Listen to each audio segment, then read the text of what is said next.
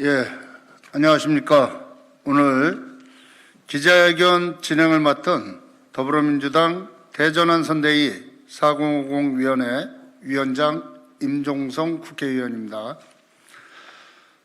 한국교회 목회자 429명, 윤석열 후보 신천지 관련 의혹 해명 촉구 기자회견을 시작하겠습니다.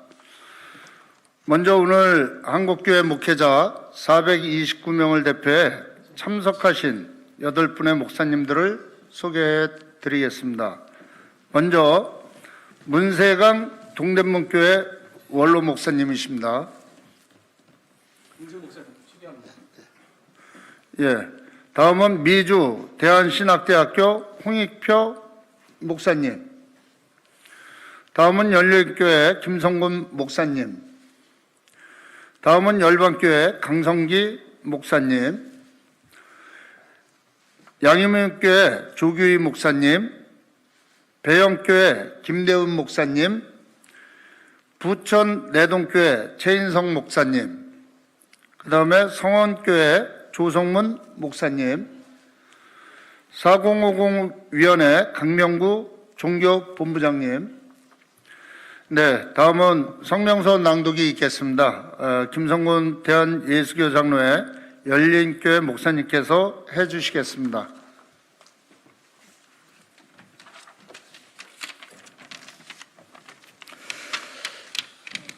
성명서. 윤석열 후보는 신천지 관련 의혹을 밝혀라.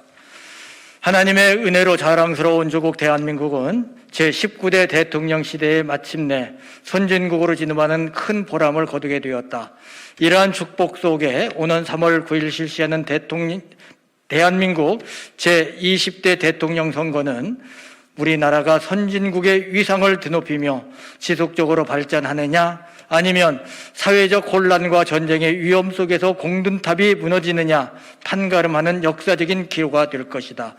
이처럼 중차대한 시기에 한국교회 목회자들은 최근 국민의당 윤석열 대통령 후보가 한국교회가 경계하는 이단 집단인 신천지와 연루되었다는 뉴스를 접하면서 큰 충격과 분노를 금치 못하는 바이다. 교회 신자들은 물론 일반 국민들도 잘 알고 있는 것처럼 신천지는 잘못된 교리로 건전한 신자들을 미혹하여 가정을 파탄시키고 있을 뿐만 아니라 대사회적으로도 큰 혼란과 피해를 이야기하고 있는 이단이다. 특히 신천지는 코로나19의 국가 방역 지침을 따르지 않아 집단 감염의 온상이 되어 전 국민을 불안과 공포에 빠뜨린 바 있다. 이러한 사이비 종교 집단이 최근 국민의힘에 대거 입당하여 경선 과정에서 윤석열 씨를 집중 지원함으로써 대통령 후보가 되는데 결정적인 역할을 했다고 하니 평소 신천지를 경계해온 한국교회 1천만 성도들과 목회자들은 경악을 금할 수 없다. 들리는 말에 의하면 최종 경쟁자였던 홍모 후보도 당시 이러한 분위기를 알았으나 문제를 제기하지 못하는 것을 크게 후회하고 있다고 한다. 여기에 더하여 윤 후보는 이 집단 교주의 영향을 받고 특정 주설가를 의지하고 있다니 소문이 사실이라면 이는 용납될 수 없다. 이에 우리 목회자들은 엄중한 항의와 함께 윤 후보의 지체 없는 해명을 요구하는 바이다. 만일 이러한 의혹이 사실이라면 지체 없이 전 국민 앞에 사과하고 동시에 후보에서 즉각 사퇴할 것을 강력히 촉구한다. 무릇 한 나라의 지도자는 자신의 종교성과 도덕성이 있어서 건전하고 깨끗하여 하나님 앞과 국민들 앞에 부끄러움이 없어야 한다.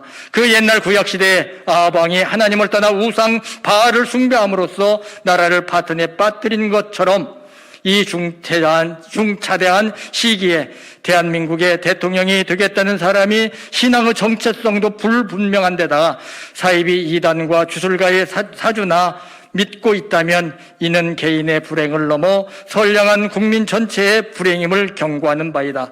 동시에 한국교회 1천만 성도들과 목회자들은 하나님이 가증히 여기는 이단과 결탁된 세력을 단호히 배격하며 이번 대선을 통하여 하나님의 마음에 합한 신앙의 지도자가 대통령으로 세워지기를 간절히 기도한다. 오늘 기자회견이 끝나면 429명 목회자들이 특히 본인들이 속한 교단이나 노예를 찾아가 신천지와 윤석열 후보의 관련 의혹을 적극적으로 홍보해서 기독교가 최소한 믿음과 신앙을 국민들에게 알리는 역할을 할 것이다. 2022년 2월 16일 신천지의 정치 활동을 규탄하는 한국교회 목회자 일동.